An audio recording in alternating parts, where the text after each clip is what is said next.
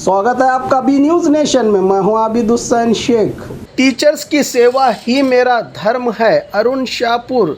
देश के निर्माण में सबसे बड़ा योगदान टीचर्स का होता है, जिनके मार्गदर्शन से अच्छे समाज का निर्माण होता है। अगर यही परेशान रहेंगे तो समाज डगमगा जाएगा। इनकी समस्या का समाधान ही अच्छे समाज का निर्माण है। इसी दिशा में मैंने हमेशा किसी भेदभाव के टीचर्स के इस समुदाय के विकास और शिक्षा के क्षेत्र में समस्याओं के हल के लिए हमेशा कामयाब कोशिश की है। चाहे ग्रांट्स हो या कुछ और, अनुदान रहित और अनुदानित तालीमी इदारों के लिए इलेक्शन पार्टी का निशान नहीं होता। अभ्यर्थी की क्वालिटी, नाम, फोटो और इसकी सेवा महत्वपूर्ण होती है। शुमाली मशरिक टीचर्स हलके से तीसरी बार अपनी किस्मत आजमाने जा रहे अरुण शाहपुर ने बीजापुर, बागलकोट और बेलगाम के टीचर्स मतदाताओं को फिर एक बार सेवा के लिए आशीर्वाद करने की बात कही। अरुण शाहपुर ने 1989-90ನೇ ಇಸ್ವಿಯಲ್ಲಿ ನಾನು ಪದವಿ ಪೂರ್ವ ಶಿಕ್ಷಣ ಪಡೆಯುವಂಥ ಸಂದರ್ಭದಲ್ಲಿ ಅಖಿಲ ಭಾರತೀಯ ವಿದ್ಯಾರ್ಥಿ ಪರಿಷತ್ತಿನ ಸಂಪರ್ಕಕ್ಕೆ ಬಂದೆ. ಅದಾದ ನಂತರ ನೇರವಾಗಿ ಶಿಕ್ಷಣ ಕ್ಷೇತ್ರದ ಒಡನಾಟ ನನ್ನ ಬದುಕಿನಲ್ಲಿ ಒಂದು ಅದ್ಭುತವಾಗಿರುವಂಥ ಬದಲಾವಣೆ ತಂತಂತ ಹೇಳಿದ್ರೆ ತಪ್ಪಾಗಲಿಕ್ಕಿಲ್ಲ. ನನ್ನ ಸ್ನೇಹಿತನನ್ನ ಅಖಿಲ ಭಾರತೀಯ ವಿದ್ಯಾರ್ಥಿ ಪರಿಷತ್ ABVP ಕಾರ್ಯದರ್ಶಿ ಮಾಡಬೇಕು ಅಂತೇಳಿ ಅಭ್ಯಾಸ ವರ್ಗಕ್ಕೆ ಹೋಗಿ ನಾವು ಜಾಸ್ತಿ ಜನ ಇದೀವಿ ಅಂತ ಹಕ್ಕೊತ್ತಾಯ ಮಾಡಕ್ಕೆ ಹೋಗಿ ವಿದ್ಯಾರ್ಥಿ ಪರಿಷತ್ತಿನ ಜವಾಬ್ದಾರಿಯನ್ನು ಹೊತ್ತುಕೊಳ್ಳುವಂಥ ಸ್ಥಿತಿ ನಿರ್ಮಾಣ ಆಯಿತು. ಆಗ ಆರಂಭವಾಗಿರುವಂಥ ಪಯಣ ಬಹುತೇಕ ನನಗೆ ತೃಪ್ತಿ ಕೊಟ್ಟಿರೋ ಸಂಗತಿ ಯಾವುದು ಅಂತ ಹೇಳಿದ್ರೆ, ವಿದ್ಯಾರ್ಥಿಗಳಿಗೆ ವಿಶ್ವವಿದ್ಯಾಲಯಗಳ ಆಡಳಿತ ಮಂಡಳಿಯಲ್ಲಿ ಒಂದು ಆ ಪಾಲಿಸಿ ಮೇಕಿಂಗ್ ನಲ್ಲಿ ಅಧಿಕಾರ ಬೇಕು ಅಂತ ಹೇಳಿ ಆ ರೀತಿ ವಿಶ್ವವಿದ್ಯಾಲಯದ ಆಗ ಬಹಳ ಪ್ರಮುಖ ಅಂಗವಾಗಿರುವಂತಹ ಸೆನೆಟ್ಗೆ ವಿದ್ಯಾರ್ಥಿ ಪ್ರಾತಿನಿಧ್ಯ ಬೇಕು ಅಂತ ಹೇಳಿ ವಿದ್ಯಾರ್ಥಿ ಪರಿಷತ್ತಿನ ಚಳುವಳಿಯಲ್ಲಿ ಆ ಬೇಡಿಕೆಯನ್ನು ಮಂಡಿಸಿ ಚಳುವಳಿಯಲ್ಲಿ ಮುಂಚೂಣಿಯಲ್ಲಿ ನಿಂತು ಅವತ್ತು ಕರ್ನಾಟಕ ಸರ್ಕಾರ ಅಮೆಂಡ್ಮೆಂಟ್ ಮಾಡಿ ವಿದ್ಯಾರ್ಥಿಗಳಿಗೆ ಸೆನೆಟ್ ನಲ್ಲಿ ಒಂದು ಅವಕಾಶವನ್ನು ಕಲ್ಪಿಸುವ ವಿದ್ಯಾರ್ಥಿ ಸೆನೆಟ್ ಅನ್ನು ಆರಂಭಿಸಿದ್ರು. ಆಗ ಆರಂಭ ಆಗಿರುವಂತಹ ಪಯಣ ಮೊದಲು 2 ಬಾರಿ 1994ರಿಂದ ಇದು ಆರಂಭ ಆಗಿದೆ. 96ರವರೆಗೂ ಬೇರೆಯವರಿಗೆ ಸೆನೆಟ್ ಸದಸ್ಯರಾಗ್ಲಿಕ್ಕೆ ಅವಕಾಶ ಮಾಡಿಕೊಟ್ಟು 98ರಲ್ಲಿ ನಾನು ವಿದ್ಯಾರ್ಥಿ ಸೆನೆಟ್ ಸದಸ್ಯನಾಗುವ ಮೂಲಕ ಬಹುತೇಕ ಸೆನೆಟ್ ನಲ್ಲಿ ಇರೋ ಸಂದರ್ಭದಲ್ಲಿ ಹಿರಿಯ ಪ್ರಾಚಾರ್ಯರು, ಹಿರಿಯ ಸೆನೆಟ್ ಸದಸ್ಯರು, ಕುಲಪತಿಗಳ ವಿರುದ್ಧ ನಾವ್ ಹೇಗೆ ಮಾತಾಡುವುದು ಅನ್ನೋಂತಹ ಮಾನಸಿಕತೆಗೆ ಇಂದ ನನ್ನ ಬಳಿ ಬಂದು, ನೀವು ವಿದ್ಯಾರ್ಥಿ ಸೆನೆಟ್ ಸದಸ್ಯರು, ನೀವು ಮಾತಾಡೋದ್ರಾಗತ್ತೆ, ನೀವು ಮಾತಾಡಿ ಅಂತ ಇಶ್ಯೂಸ್ ತಂದು ಕೊಡಕ್ಕೆ ಶುರು ಮಾಡಿದ್ರು. ಅಲ್ಲಿಂದ ಆರಂಭ ಆಗಿರುವಂತಹ ವಿಷಯಾಧಾರಿತ ಇಶ್ಯೂ ಬೇಸ್ಡ್ ಒಂದು ರೀತಿ ಹೋರಾಟಗಳು ನನ್ನ ಜೀವನದ ಅವಿಭಾಜ್ಯ ಅಂಗ ಆಗಿದೆ. ಒಂದು ವಿಶ್ವವಿದ್ಯಾಲಯ ಶಿಕ್ಷಣ ಕ್ಷೇತ್ರದಲ್ಲಿ ಮಾಡ್ತಾ ಇರುವಂತಹ ಚಟುವಟಿಕೆ ರಾಜಕಾರಣವನ್ನು ಗಮನಿಸಿದಾಗ ನಾನು ವಿಧಾನ ಪರಿಷತ್ ಸದಸ್ಯನಾಗಬೇಕು ಅನ್ನುವಂತಹ ಅದರೆಡೆಗೆ ಆಕರ್ಷಿತನಾದೆ.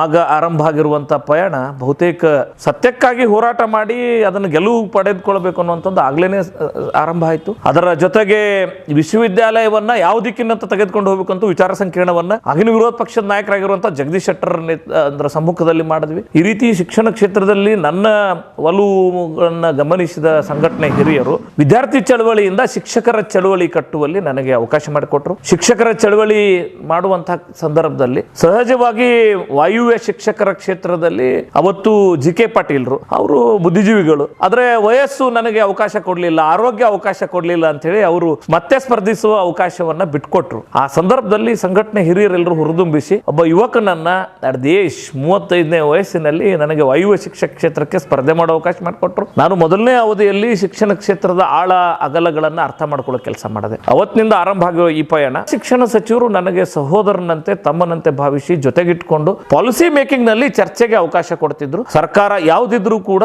ನನಗೆ ನೀತಿ ನಿಲುಮೆಗಳಲ್ಲಿ, ನಿರ್ಣಯ ಪ್ರಕ್ರಿಯೆಗಳಲ್ಲಿ ನನಗೆ ಕೂರಿಸಿಕೊಂಡು ಅವರು ಕೊಟ್ಟಿರುವಂತ ಪ್ರೀತಿ, ವಿಶ್ವಾಸ ಮತ್ತೆ ಶಿಕ್ಷಣ ಕ್ಷೇತ್ರದಲ್ಲಿ ಒಂದು ಅಧ್ಯಯನಕ್ಕೆ ಮಾಡಿಕೊಟ್ಟಂತ ಅವಕಾಶ. ತನ್ವೀರ್ ಸೇಠ್ ಕಾಂಗ್ರೆಸ್ಸಿನ ಮಂತ್ರಿಗಳಾಗಿದ್ದರು, ಶಿಕ್ಷಣ ಸಚಿವರು. ಅವತ್ತು ಸಿದ್ದರಾಮಯ್ಯನವರು ಮುಖ್ಯಮಂತ್ರಿಗಳು, ಅವರ ಸ್ನೇಹಿತರಾಗಿರುವಂತಹ Baraguru Ramachandrappa text book committee ಅಧ್ಯಕ್ಷರು. ನನ್ನ ನೇತೃತ್ವದಲ್ಲಿ NCERT ಪಠ್ಯಕ್ರಮಗಳ ಜೊತೆಗೆ ಹೋಲಿಕೆ ಮಾಡಿ, ತುಲನೆ ಮಾಡಿ ಒಂದು ವರದಿ ಕೊಡಿ ಅಂತ ಹೇಳಿ ನನ್ನ ನೇತೃತ್ವದಲ್ಲಿ, ನನ್ನ ಅಧ್ಯಕ್ಷತೆಯಲ್ಲಿ ಒಂದು ಸಮಿತಿ ಮಾಡಿದ್ರು. ಜೊತೆಗೆ ರಾಷ್ಟ್ರೀಯ ಶಿಕ್ಷಣ ನೀತಿ ಜಾರಿಯಲ್ಲಿ ನಾನು ಭಾರತೀಯ ಜನತಾ ಪಾರ್ಟಿಯ ಸನ್ಮಾನ್ಯ BS ಯಡಿಯೂರಪ್ಪನವರು ಮಾಜಿ ಮುಖ್ಯಮಂತ್ರಿಗಳು, ನಮ್ಮ ನಾಯಕರು, ಸನ್ಮಾನ್ಯ ಬಸವರಾಜ ಬೊಮ್ಮಾಯಿ ಅವರು ನಮ್ಮ ನಾಯಕರು, ಅವರನ್ನು ಕೂಡ ಸ್ಮರಿಸ್ಕೊಳ್ತೇನೆ. ಅವತ್ತು ನನಗೆ ಕರೆದುಕೊಂಡು ಹೋಗಿ ನೀವು ಟಾಸ್ಕ್ ಫೋರ್ಸಲ್ಲಿ ಇರಬೇಕು ಅಂತೇಳಿ ಶಿಕ್ಷಣ ತಜ್ಞರ ಜೊತೆ ಕೆಲಸ ಮಾಡುವಂಥ ಅವಕಾಶ ಮಾಡಿಕೊಟ್ರು. ಅದರ ಜೊತೆಗೆ ಸಮಯ ಮಿತಿ ಒಳಗಡೆ ಶಾಲಾ ಶಿಕ್ಷಣದ ಕುರಿತು ಒಂದು ರೀತಿ NEP ಜಾರಿ ಸವಾಲು ಅನ್ನುವಂಥ ಸ್ಥಿತಿ ಇದ್ದಾಗ 15-20 ದಿನಗಳಲ್ಲಿ ನಾವು ಪರಿಶ್ರಮ ಹಾಕಿ 4-6 ತಿಂಗಳ ಹೋಮ್ವರ್ಕ್ ಇತ್ತು. 15-20 ತಿಂಗಳಲ್ಲಿ ನಾವು ರಾಷ್ಟ್ರೀಯ ಶಿಕ್ಷಣ ನೀತಿಯ ಕುರಿತು ಏನು ಟಾಸ್ಕ್ ಫೋರ್ಸ್ ಸನ್ಮಾನ್ಯ ಎಸ್ ವಿ ರಂಗನಾಥರ ನೇತೃತ್ವದಲ್ಲಿ, ಸನ್ಮಾನ್ಯ MK ಶ್ರೀಧರ್ ಅವರ ಉಪಸ್ಥಿತಿಯಲ್ಲಿ, ಡಾಕ್ಟರ್ ಅನುರಾಗ್ ಬೆಹರ್ ಅವರ ಉಪಸ್ಥಿತಿಯಲ್ಲಿ, ಪ್ರೊಫೆಸರ್ ಡೊಂಗ್ರೆ ಅವರ ಉಪಸ್ಥಿತಿಯಲ್ಲಿ ನನ್ನನ್ನೂ ಸೇರಿಸಿ ಕೆಲಸ ಮಾಡಲಿಕ್ಕೆ ಅವಕಾಶ ಮಾಡಿಕೊಟ್ಟಿರುವಂಥದ್ದು ಶಿಕ್ಷಣ ಕ್ಷೇತ್ರದಲ್ಲಿ ಅಗಾಧವಾಗಿರುವಂಥ ಒಂದು ಅಧ್ಯಯನಕ್ಕೆ ಅವಕಾಶ ಮಾಡಿಕೊಟ್ಟಿದೆ. 1-2 ಅವಧಿನಲ್ಲಿ ವಿಧಾನ ಪರಿಷತ್ ಸದಸ್ಯನಾಗಿ ಶಿಕ್ಷಣ ಕ್ಷೇತ್ರದ ಆಳ ಅಗಲಗಳನ್ನು ಅರಿತುಕೊಳ್ಳುವಲ್ಲಿ ಅಧ್ಯಯನ ಮಾಡಲು ಅವಕಾಶ ಸಿಕ್ಕಿದೆ. ಈಗ ಇನ್ನೊಮ್ಮೆ ನಾನು ಆಯ್ಕೆ ಆದರೆ ಖಂಡಿತ ಶಿಕ್ಷಣ ಕ್ಷೇತ್ರದಲ್ಲಿ ತರಬೇಕಾಗಿರುವಂಥ ಪರಿವರ್ತನೆ ಕುರಿತು ನನಗೆ ಭಾಳ ಸ್ಪಷ್ಟತೆ ಇದೆ. ಆ ಹಿನ್ನೆಲೆಯಲ್ಲಿ ನಾನು ವಾಯುವ್ಯ ಶಿಕ್ಷಕರ ಕ್ಷೇತ್ರದ ಎಲ್ಲ ಶಿಕ್ಷಕ ಬಂಧುಗಳಲ್ಲಿ ವಿನಂತಿ ಮಾಡಿಕೊಂಡಿದ್ದೀನಿ, ಇನ್ನೊಂದು ಬಾರಿ ಬೆಂಬಲಿಸಿ, ಆಶೀರ್ವದಿಸಿ, ನನ್ನನ್ನು ಪ್ರಥಮ ಪ್ರಾಶಸ್ತ್ಯದ ಮತ ನೀಡಿ ಗೆಲ್ಲಿಸಿ ಖಂಡಿತ ಕರ್ನಾಟಕದ ಶಿಕ್ಷಣ ಕ್ಷೇತ್ರದಲ್ಲಿ ಪರಿವರ್ತನೆ ತರುವ ಈ ದೇಶದ ಹೆಮ್ಮೆಯ ಪ್ರಧಾನಿ ಸನ್ಮಾನ್ಯ ನರೇಂದ್ರ ಮೋದಿ ಅವರು ಏನು ಎಲ್ಲ ಕ್ಷೇತ್ರಗಳಲ್ಲಿ ಒಂದು ಪರಿವರ್ತನೆಯನ್ನು ತರುವಂಥ ಕೆಲಸ ಮಾಡ್ತಿದ್ದಾರೆ. ಒಂದು ಪರಿವರ್ತನಾ ಪರ್ವ ರಾಷ್ಟ್ರಾದ್ಯಂತ ನಡೀತಿದೆ. ಶಿಕ್ಷಣ ಕ್ಷೇತ್ರದಲ್ಲೂ ಕೂಡ ರಾಷ್ಟ್ರೀಯ ಶಿಕ್ಷಣ ನೀತಿಯ ಜಾರಿಯ ಮೂಲಕ ಒಂದು ಪರಿವರ್ತನಾ ಪರ್ವ ಆರಂಭ ಆಗಿದೆ.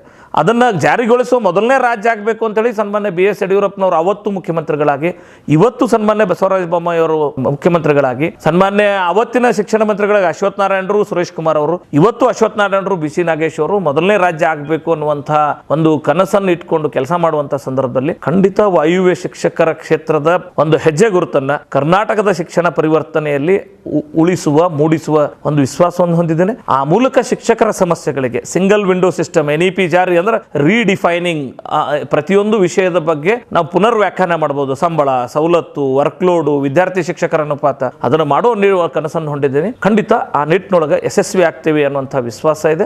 3ನೇ ಬಾಲಿಗೆ ಗೆಲ್ಲಿಸಿ ಖಂಡಿತ ಶಿಕ್ಷಣ ಪರಿವರ್ತನೆಗೆ ನಾಂದಿ ಹಾಡಿ ಅನ್ನುವಂಥ ಸಂದೇಶವನ್ನು ಈ ಮೂಲಕ ಮಹತ್ವದ ವಿಷಯ. ದಯವಿಟ್ಟು ಎಲ್ಲಾ ಪ್ರಾನ್ಸಿಪಲ್ ಕೇಳ್ಕೊತಾರೆ, ನಿಮ್ ನಾಳೆ ರವಿವಾರದ 1 ದಿವಸ ಸೊಸೈಟಿ ಸಲುವಾಗಿ ತ್ರಾಸ ತಗೊಳ್ರಿ. 1 ದಿವಸ ಕೇಳಿ ಸೊಸೈಟಿ ಸಲುವಾಗಿ ದಯವಿಟ್ಟು ತ್ರಾಸ ತಗೊಳ್ರಿ. ಅವ್ರು ನಿಮ್ಮೆಲ್ಲಾ ಟೀಚರ್ಗಳಿಗೆ ಟ್ರೈನಿಂಗ್ ಕೊಡ್ರಿ.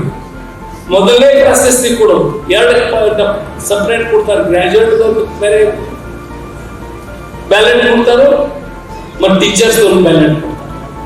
ಅದಕ್ಕೆ ಮೊದಲನೇ ಪ್ರಶಸ್ತಿ ಅದ್ರ ಮುಂದೆ 1 ಅಂಕಿ ಬರೆಯೋದು ದಯವಿಟ್ಟು ಪ್ರಿನ್ಸಿಪಾಲ್ ಕಳ್ಕೊಂಡು ವಿನಂತಿ ಮಾಡ್ತಾನೆ. ನೀವು ಸ್ಟಾಫ್ ನಂಗೆ ಗೊತ್ತೈತಿ ಅಂತ ಹೇಳ್ತಾರೆ, ಅದನ್ನು ಒಂದ್ ಕಡೆ ಟ್ರೈನಿಂಗ್ ಕೊಡ್ರಿ. 1 ಮತ ತಪ್ಪಬಾರ್ದು. 2800 ಮತ ಟೀಚರ್ಸ್ ಕೌನ್ಸಿಲ್ ಮಾನ್ಯ ಶಾಪುರ್ ಅವರಿಗೆ ಮೊದಲೇ ಪ್ರಶಸ್ತಿ ಕೊಡಬೇಕು.